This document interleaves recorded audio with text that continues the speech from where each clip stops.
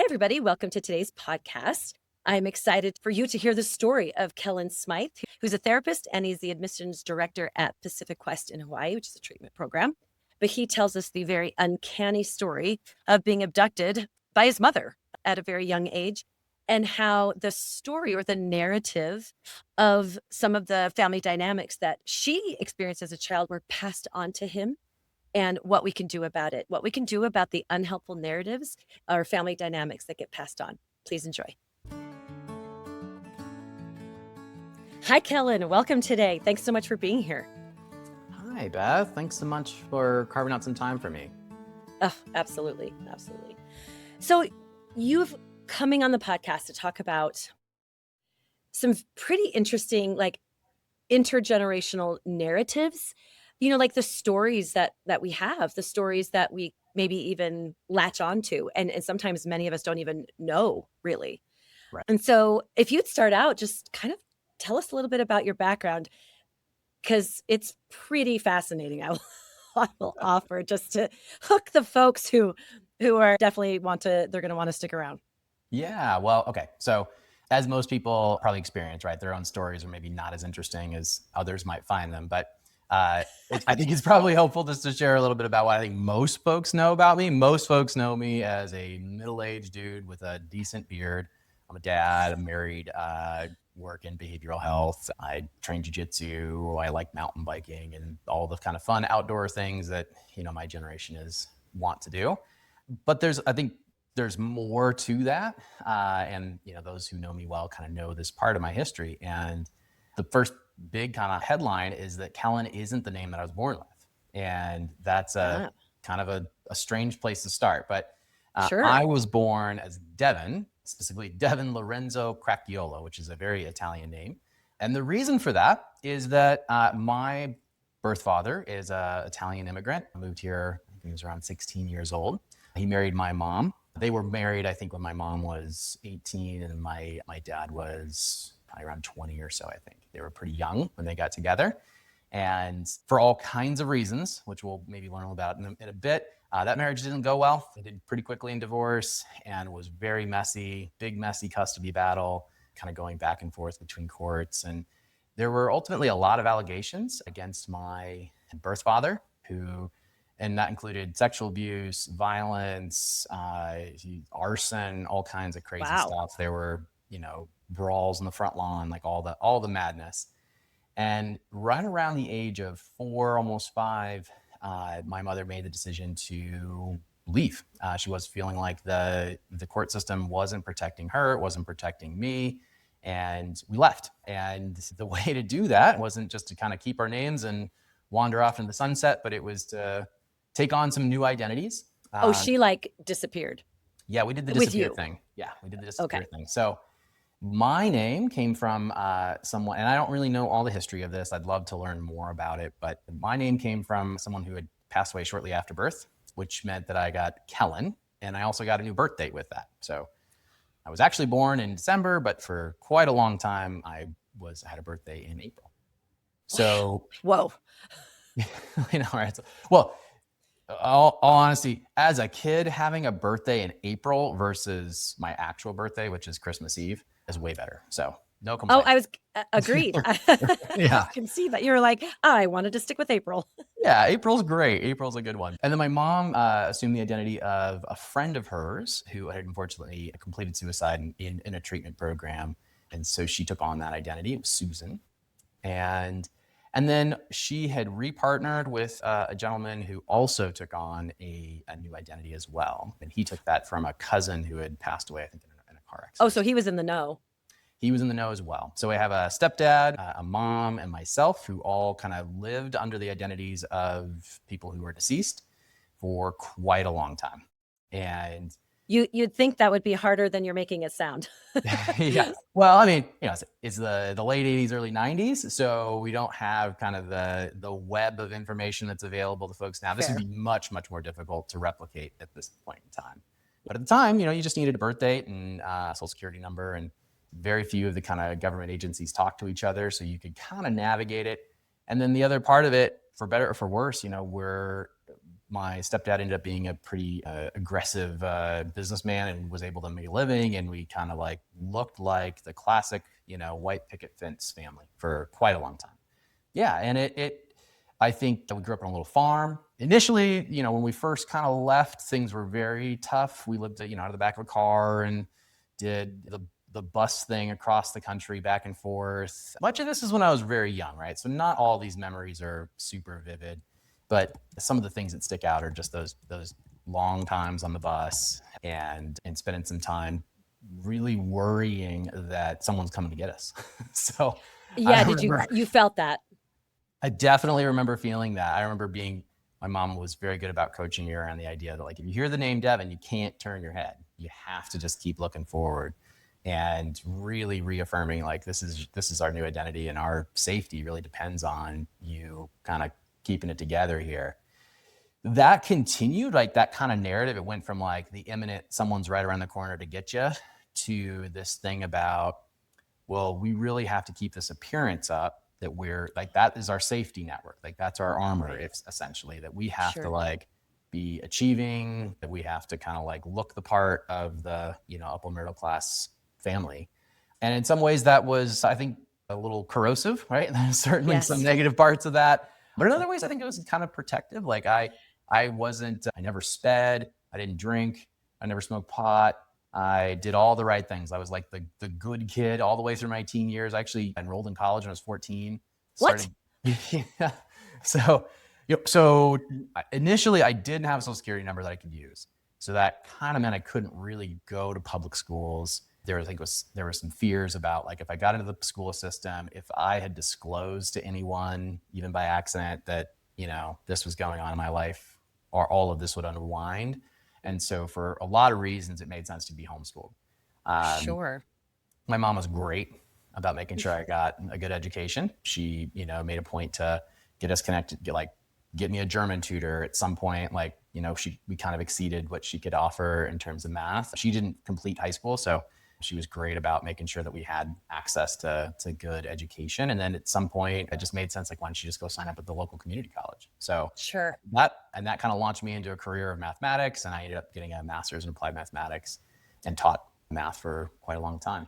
But that kind of achieve thing really was our armor. So, my stepdad, he was, running a successful business and running real estate. And my mom was kind of the stay at home, like, always a nice square meal. The house is always tidy. Everything looked great for quite a long time. It's like, I feel like some people learn how to mask, on their own. And here you were like purposefully taught how to, create the charade. Exactly. That's fascinating. Yeah, it was very explicit. And so, we kind of went from the imminent threat of someone's going to get us, like it's either the government or it's your violent dad, to this more like, hey, we really have to like create an image of success. And then unfortunately, at some point that also kind of evolved into this narrative that, everybody gave up so much for you, Kellyn, you have to achieve. So if you get a B or an A minus, like, that's not you really living up to what it cost other people, right? For you to have this life. Well, that's a lot of weight. It's a lot of weight. I mean, fortunately, I, managed it relatively well. There's a couple bumps here and there, but yeah, that is, I think, probably the more corrosive part of it, something I probably hold on to more these days than I would like. But there came a point was I kind of, went through college and entered my 20s. There's a lot of things that kind of happened. So one is that the government agencies post 9/11 start talking to each other. So they, the State Department starts talking to Social Security, starts talking to DMVs, and all the different kind of agencies have much more collaboration. Yeah. And this is probably not, I don't know how smart this was, but I also applied to work at the CIA. Not a great idea, I don't think, in the long run. But you didn't pass that by your mom. So we did have a family meeting about it, and this was. So I studied applied mathematics. There's many things you can do with applied mathematics, but analytics, and especially post 9/11, there was a huge demand for applied mathematicians in the CIA. They wanted people who could do data analytics. They didn't have AI then, so they just needed, people like me.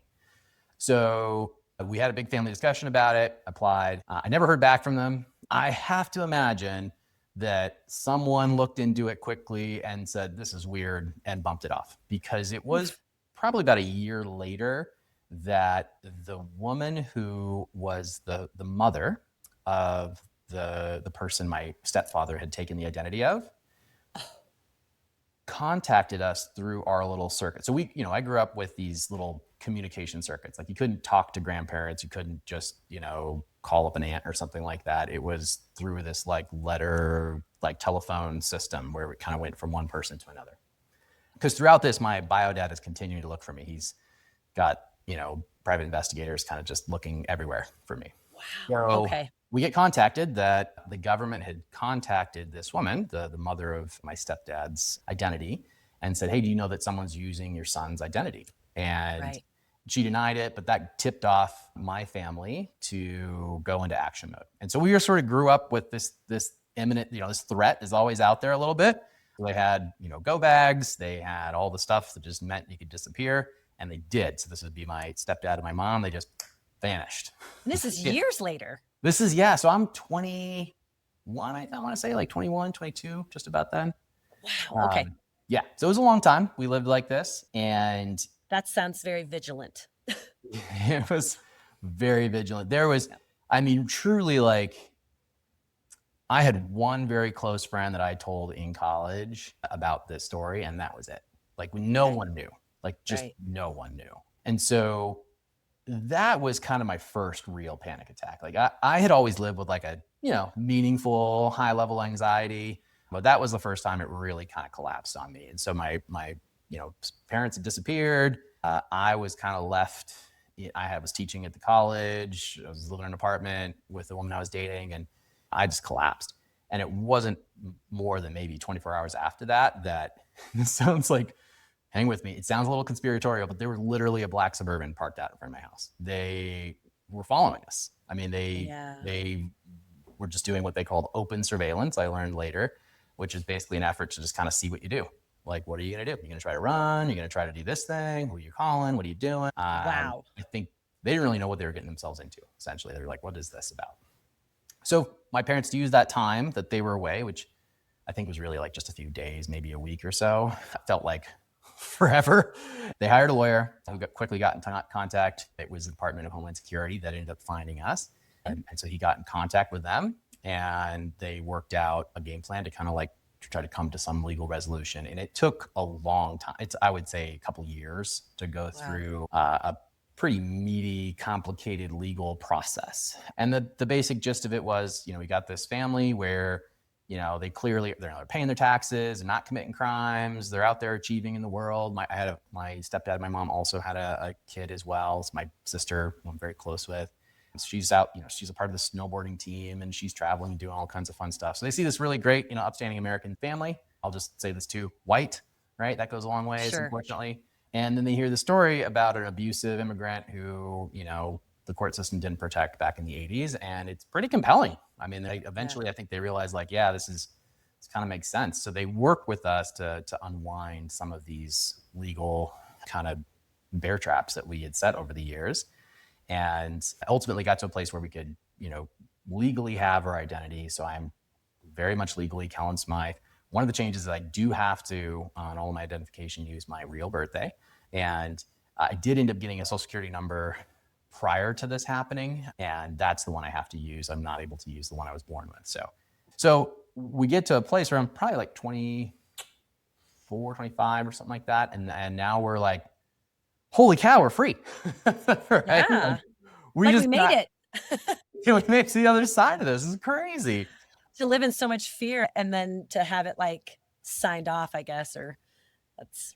Yeah, it was that initial panic of like, oh my God, they're gonna, at the time I was like, they're gonna take me to Guantanamo. Like I'm right. How do I explain this to someone? No one's gonna believe me. So we get to this place where we have like legal identities. At the time, again, my stepdad was, very successful financially. And so like they could go and travel, and there was like so much that we could do. My parents could get passports and all kinds of fun stuff. Oh. So I think this is where I started to become more aware of some of the other dynamics at play. And very quickly after that legal resolution was completed, my assessment of it is that this whole kind of context that my mom had been working really hard to keep together, and that pact that she had with my stepdad kind of it wasn't necessary. Like there Yeah, wasn't this totally. like almost like thick as thieves thing. Like there's no like nothing holding us together essentially in that way. And their marriage fell apart really quickly. My mom was using, I was drinking quite a bit, using the medications quite a bit, and was just really, really struggling from a mental health standpoint. Yeah. It's like I feel like I can relate is that you just every focus and energy is aimed toward keeping the charade alive and Right. up and active. And I, I mean, a lot of, kids do that in the treatment world, Yeah. right? Which is what Yeah. we're going to get to. But it's like, yeah, like the orchestrating that front. And then once it's down, all hell breaks loose kind of Yeah. thing. Yeah. Things kind of fall apart pretty quickly. And they did. It was also shortly after we were discovered by the government that I started therapy. And it's kind of how I ended up working in behavioral health also, is that I was coaching and tutoring and mentoring at one of these therapeutic programs and realized like, oh, I need to be around these people. Yeah. I need to be around people who get chaos and, Yeah. interesting family, non-traditional family scenarios. And that was wildly beneficial for me. So I think the combination of kind of like just my brain literally developing, like getting into the 20s, getting access to therapy, seeing kind of things from a little broader perspective allowed me to sort of understand that I think there was more to the story than what my mom had just shared. And what augmented that was that I started to see her make the same allegations about my stepdad, which I knew to be certainly untrue. Yeah, and it was hard to see that because it was like, oh my goodness, really? Like these are the people who made this all possible for you. Um, Yeah. and in light of that, right? So at the time, my stepdad had a number of real estate investments across, Central Oregon where we grew up, and he had built a home for his parents and put it in his name again to keep identity kind of like wrapped up a little bit. And through the divorce proceedings, she decided that was the house she wanted. She just had to have that one, and that really, I mean, that my stepdad's parents were never really big fans of my mom for kind of obvious reasons. Mm. Their perspective is she took their son away from him, and when she said like, I want your house, that was kind of it. And so they Wow. had for years been getting calls from investigators looking for me, and at one point they just picked up the phone and said, you want to know where this kid is? He's right there. And this is a complaint I have. I kind of wish they would have told me they did that. Fair. Yeah, I can see that. That would have been great. They didn't. And I ended up getting a call of all places from the jiu-jitsu academy I went to, because at the time when they Googled me, I came up as a college professor and then jiu-jitsu videos and things like that. And they called the college wouldn't even talk to them. But then they called the jiu-jitsu place, which was the second on the list. And the admin gal there called me and was like, hey, this dude with like an Italian accent just called and said he's your long lost dad or something like that. Oh my goodness. So that's panic attack number 2. So I'm at this point, I'm starting to see the themes of my mom, but I haven't like fully come to terms with the idea that maybe not everything is true. And now I've just been told there's this homicidal Italian who's coming to get me. So I call him and I go, listen, dude, I know who you are. I'm not interested in having a relationship with you, but you can't come here, right? And if that means you need to talk to me, ask me questions, I'm happy to do that. But that's kind of where things will be. Amazingly, he did that. Like he didn't show up at our doorstep. He didn't I know. So Right. Like big breath. He certainly didn't come and try to kill me. And over the course of a few years, I mean, it really did take quite a while, but I came to this place of like, as I saw my mom kind of cycle through the relationship with my stepdad, and then again with another gentleman, and then again with another gentleman, I started to see, okay, there's more to this story. At the same time, I'm also having, an opportunity to connect with my biological dad and come to see him through a very different lens. And ultimately where I sort of came to is an understanding that my mom had experienced profound trauma as a kid. She went through tremendous amounts of sexual violence, neglect, mistreatment by the partners of her mom, who, drumroll, went through all the same stuff, was given up as a child, went through all of those stories herself as well, and then unfortunately replicated those in her home, which my mom got to experience. And as a result, my mom's mental health was very fragile. And my biological father, who immigrated from Italy, I mean, the cultural differences between a Sicilian, born and raised Sicilian, and a California girl who has just, all of this kind of background is just, I mean, they're so wildly different. So that is a recipe for just a very, explosive relationship. And it certainly was. Right. So I'm not to say that like some of this, some of the things that went, on between my mom and my dad were completely untrue. I mean, certainly it was definitely messy on both sides there. But Yeah, cultural differences is a real thing, right? yeah, I don't know how to say that. That not quite right, but just the expectations and the heavy-handed possibility, or the man is in charge, or right. I don't know, things like that. I think those were things that were, part of the story for them at the time. And I wasn't there. So I was there, but I wasn't in a place where I could make, a meaningful assessment of it.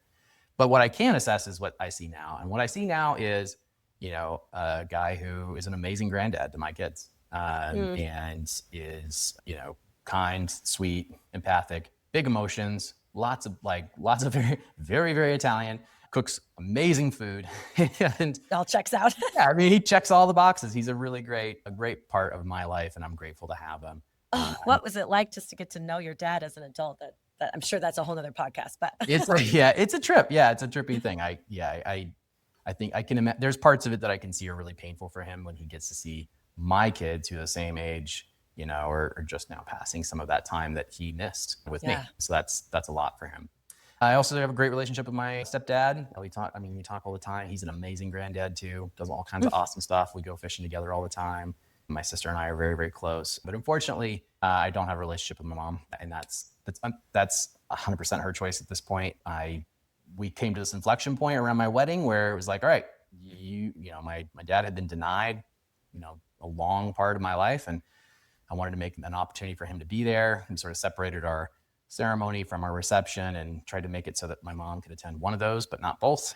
And that, I think, was kind of the last straw. So she hasn't met my kids, and we don't have that kind of a relationship, which is pretty painful. But I have all these wonderful other things here. And that's, I think, where I'd like to maybe take the conversation, if that makes sense. You bet. Okay. So the interesting, fun story, like it's a cheap Lifetime midday, TV show or something like that, right? But I think the reason this might be interesting to some of the families that you message to is there's some takeaways that as I kind of, become a parent myself, that I think are worth paying attention to. And one of the big ones for me is this sort of intergenerational narrative that we are sometimes handed. And sometimes, maybe always, all the time. Right. So, my grandmother's passed, but I did spend, as much time with her as I could between, when we were kind of out of the legal clear and not. And I really came to see like what my mom went through was really rough, right? She, my grandmother repartnered so many times and had so many people come in and out of the home. And what those folks did to her kids was a wide range. And my grandmother went through the same thing. And so this sort of narrative of like, all threats are real, right? Like, yes, all of these threats are like really dangerous and imminent. That became a huge piece of like survival for them. And that repartnering created safety in some way, like finding a new partner made it safe, right? This is, and again, just culturally, right? And my grandmother especially, not able to create safety as a woman independently. It's not an option for someone. Right. So you have to repartner. So she would do that. And I think in part because it's like this almost like self-fulfilling prophecy, right? Where like, I'm convinced that all these people are bad. So I kind of find those people in some way. Yeah. And then I think my mom experienced that. And then in many ways sort of created real tragedy out of perceived fear. And for her, those things are very, very real. Like, I don't think there's any part of my mom that felt like, she was trying to be manipulative or deceitful or any of those things. Like this. Yeah, they were real to her. These were really real threats to her, and she'd experienced them. And so in some ways that like kind of narrative of like my grandmother going through this pattern of abuse and mistreatment, handing the story of like, repartner, look what I'm giving up for you. Your safety is always in question. And that got handed to me, right? Yeah. Like, look what people are giving up for you. People are out to get us. It's us against the world. That narrative was given to me at some level. Yeah. And it's so unconsciously given. Yeah. I feel like, Yeah. Sometimes it was explicit. Like she literally would say, like, yeah. dude, you got an A minus. Like, how dare you? Kind of like, Right. Well, that's explicit, but I think the right. underlying dynamic is, I'm sure, was Oh, unbeknownst to her, yeah. right? There She was was not aware. totally, there was no like journal where she was like, okay, today I'm going to tell him this. That'll convince it. Yeah. But it was, yeah, it's, I think, a very kind of a thread that really tied our generations together. And I'll just say this, like, this is especially like, this is poignant for me because I have 2 kids.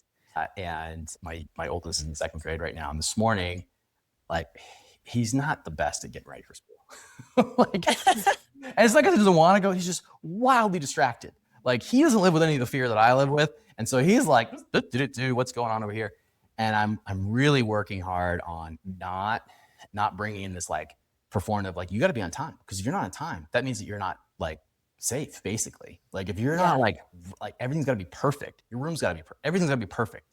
I can imagine that's like maybe even I don't know. How do you know to kind of, I guess, fight against that or meet that? Like, is it awareness? Oof, I don't know, man. I'm working on it. It might be coffee, but I think it's a little bit of awareness. And I think that this is the message I think that might be helpful, right? Is that we all have these narratives. Mine's sort of, especially unique, maybe. I don't know. I've actually. Well, maybe the extremeness of your narrative is how you can see it more readily, maybe. Right. It might just be that it's like that much more in contrast when you have these kind of more extreme behaviors, right, throughout generations. That's a great point. I think that the cool part is that as we become more aware of those things, then we get to decide how much of that we really want to take on. And I had this great mentor at one point who kind of, I care a lot for my mom and for the people around me. And he was really great at helping me understand, like, when we hold those things that aren't ours, whether that be someone else's distress, someone else's story, someone else's grief or tragedy, we're denying them the opportunity to hold it themselves, which is what they really need. And 100%. and so that is, so in many ways, it's like, it's dispassionate to hold on to somebody else's story. Like the story about people coming to get you and hurt you, that's not mine. That's my mom's. And it was real for her, but it's not for me, Yeah. And I think that we all, especially as parents, have an opportunity to really reflect on, like, what are the stories that we're holding on to that aren't ours?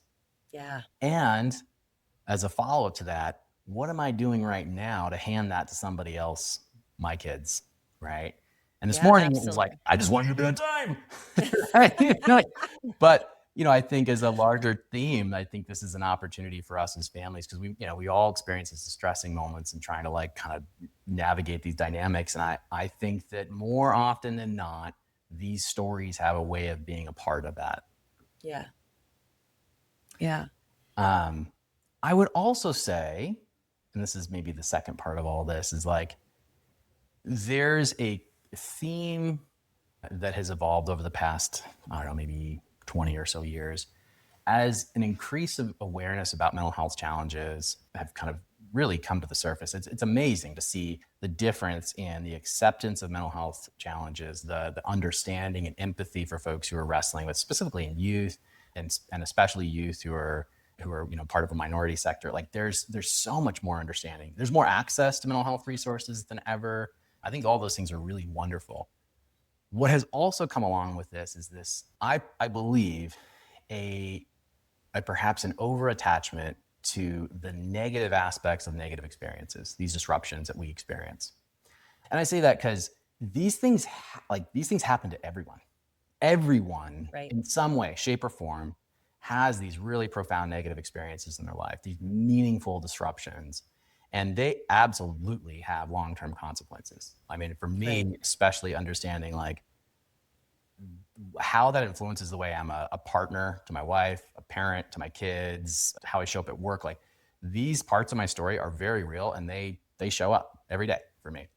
And at the same time, those disruptions are the genesis of joy, opportunity, creativity, and just totally unique experiences that wouldn't happen any other way, right? Right. Yeah. So when I think about it through this lens of like, I could easily go down this road of like, I can't believe my mom took me from my dad. How dare you do that, right? I could go, this like, you blew up my life. I could have gone to like school. I could have gone and done these, I could have played sports. Like there's like all these things that I didn't get to do. Right. But at the same time, like, well, yeah, but I also got to like go to college when I was 14 and I got to live on a cool farm and I got to like do this other thing. I got to be on this podcast. I got to like, there's so many things You that got a real cool story. it's like none of those things would have happened if that didn't happen. Right. Yeah. And so I think that there's an opportunity for us as parents, as caregivers, to explore the idea of rebalancing how we perceive these disruptions in life and looking to them as, hey, these things have impacts. It's important for us through whether it be therapy or mentorship or other resources to understand those, but not to make them our whole identity. Right. Right. I totally see what you're saying for sure. I think there's a huge can be a huge opportunity to accept, the facts, I guess, if you will, of what happened. And so much has happened, right? Like you're saying, not just to you, but to everyone, to all the peoples. And then to really realize there is actually choice after that, right? There's choice in how we perceive it. There's opportunity. There's so much more opportunity in rupture and repair than there is with pretending everything's okay, right? Or focusing on the negative for sure. And so many of my audience, right, and the parents, I feel like it's pretty natural, right? We have that negative bias to look at what went wrong or what we didn't do better or what we should have done. And it's I take a deep breath because I really get it. But I think it's just more natural to focus on what we could have done better or what we did wrong or what got messed up along the way versus really realizing, you know what? And I probably said this before, but I would never take away the utter how do I say this? The excruciating history that even I have, with my kiddo who struggled and whatnot. I would just never take it away because we are so much more real as a family, and we just are, because the repair can lead to closeness. It can lead to better connection because we're actually all finally being real. Yeah. Well, I mean, I almost look at it through this lens of like, are you a dog person? You have dogs? Yeah. Yeah. Okay. So dog people get this. I think most people who have pets get this. Every 12 years, you sign yourself up for heartbreak. Right? Sorry. You don't even know. I have an older dog. He's 12 and he is like, oh, sorry. Arthritis. I know you're like, okay. So I say this not to like, ruin your morning. I'm sorry about that. No, it's okay. But I say this because what really connects us to our dogs is that like that sort of fragility of the relationship, right? And that we know that like they're going to come and go in our lives, and they have so much of this outsized impact. If we could just have a dog for forever and ever and ever, like there's nothing really like sacred about that, right? I think it is true. I mean, I had another mentor share this with me once, like distress creates the capacity for joy. Right? Like nothing in my life that is joyful came easy. Absolutely. Nothing. Yeah. Right? It's the opposition, if you will. It is the pain, unfortunately, the discomfort, the distress, the challenge. Those are the things that ultimately result in meaningful joy. And so, we like the joy we get from our dogs, the joy we get from our kids, the joy we get from our work or anything in our life, they all come from these pain points, essentially. Yeah. And it is those pain points that make room for joy in our lives. And so I think there's an opportunity for families especially to embrace that as part of the constellation of how they think about disruptions and challenges. Having a crummy teacher, having bullies in the classroom, having having a learning profile. I was dyslexic. I'm a terrible speller. I'm sure you read my emails. It's awful. Having all these different challenges, right? They create opportunities for joy that wouldn't exist otherwise. I also don't want to wrap up our time without really highlighting I am benefiting from a system that is designed for me. I'm a white guy with a beard, middle class, it's designed for me.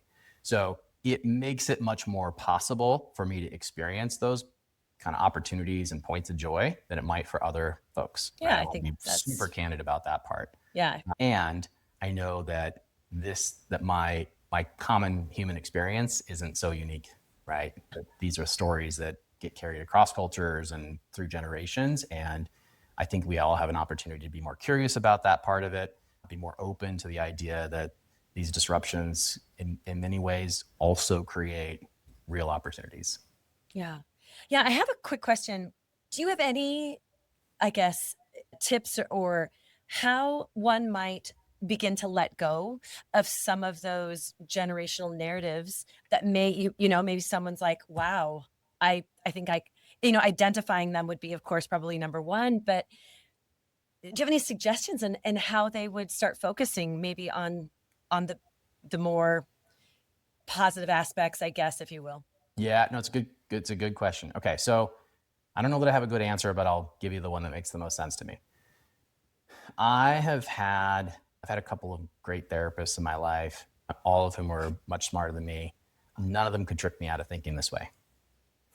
Yeah, that's They tried. so fair. Like, Right? you mean no one else can make you think a different way? What? No, they tried really hard and they cared a lot. And I did too. Like I was very sick and tired of feeling the way I was feeling through some of those challenges. I think the things that unwind these patterns of distress and create opportunities, create new narratives, are experiences, and specifically experiences in relationship where. Oh, I actually love that answer.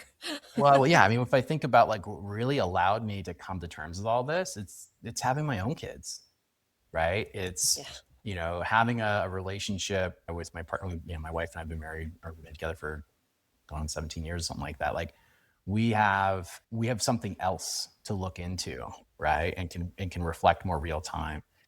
Again, I think that therapy, coaching, all these things have really important parts of our lives, but they are meant to be these little like kind of points where we check in on our understanding, but they are not the thing that change our lives. It is getting on with life and creating new experiences with the people that matter most. Wow. Okay. I just love that. I appreciate that so much. And I guess because I feel that's true. That's why I like it. I feel like that's true in my life. So I really appreciate you being able to articulate that so Well, I much. make it sound easy, right? But it's not Well, it's a daunting exercise, right? As we all know. I'm sure if you're listening to this podcast, it's probably, in some part because you've gone through or experiencing some challenges, and yeah, it's never that easy. And I think, no, unfortunately, it is the pathway. it is the pathway. This is just the last minute thing, but a very somewhat small thing happened, and I needed to repair with my wilderness kid. Okay. And so it took a little while, probably like a week and a half, before I came up with the courage to like bring something up that again I needed to apologize for. It's all good, but the experiences of our history of me learning how to repair just better and more authentically and just being more genuine. And I repaired because I felt like something had happened that I was like, that wasn't quite the best thing to do. Mm-hmm. And the ease of his reply melted my heart. And we've been good for years. But it was like, oh, yeah, mom, I totally get it. Thank you for saying that. I was just like, and it's the work is right there. Like that's the reward, I guess, is I think what you're saying is like creating those new experiences and continuing to work on our relationships, right? Is what it's all about. Yeah. And building those new experiences with the people that you've ruptured with. Yeah. Yeah. I mean, like, think about that, right? You likely that none of those things would have stuck out in your mind or just been like day to day, blah, blah, blah, blah, blah, blah, blah, just go on for our lives, right? And then you have this thing, it's like this kind of like little sand that's like corrosive and it's eating at your, Yes. and then you find repair and there's joy, Yeah. right? Like there's the thing, it's like, oh, this is what it's about. But any of those other kind of like day-to-day things that would have just went smoothly, like there's so much of our lives that just goes smoothly that we don't really notice. And it is those repairs of the challenge that is really the most rewarding. And that's not to say you just go blow up your life just so you can like make things better. but I think life will blow up on its own. We don't need to it'll give us plenty of opportunities for that, right? So yeah, I think there's an opportunity for us all to be more curious and maybe even a little excited about the idea that it is in rebuilding that we find the most joy. Yes, yes. I mean, I know we need to wrap up, but I feel like this really does go into just what you were mentioning before about like your kiddo doesn't get to school on time, or, he's late, or you find, drugs in your kid's drawer, or whatever is happening, right? Mhm. Just being able to recognize those as opportunities versus Yeah. the world's falling apart. Yeah, absolutely. So, Well, thank you, Beth, for yeah. sticking it out with me and listening to this wild story here. Yeah. Yes. Thank you so much for being here. Is there anything else you'd like to add, or No, before I'd we say wrap hang in up? there. I'm sorry for blowing up your morning. I hope your dog is well. I'm sure he's got He'll be all lots of right, but he lots is of 12. lots of adventures on the horizon for sure. All right. Well, thank you, Kellyn. Thank you so much for being here. Okay. Bye, everybody.